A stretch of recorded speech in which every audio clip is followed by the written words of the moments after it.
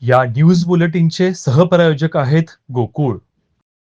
सहकारी पाणीपुरवठा संस्थांना प्रति युनिट ₹1.16 या सवलतीच्या दरात वीज बिल आकारणीसाठी महावितरणला पूर्वीप्रमाणे शासन अनुदान द्यावे अशी आग्रही मागणी शाहू ग्रुपचे अध्यक्ष समजीतसिंह घाडगे यांनी मुख्यमंत्री देवेंद्र फडणवीस यांच्याकडे केली आहे. मुंबईत मुख्यमंत्री फडणवीस यांची भेट घेऊन त्यांनी निवेदन सादर केलं. सहकारी पाणीपुरवठा संस्थांमुळे अनेक शेतकऱ्यांची जिरायती शेती बागायतीत रूपांतरित झाली आहे.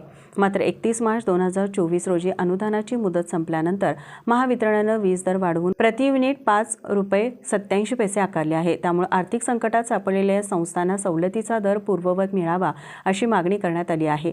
राज्य शासनानं अल्पभूधारक शेतकऱ्यांसाठी 7.5 अश्वशक्तींपर्यंत वीज बिल माफ केले आहे.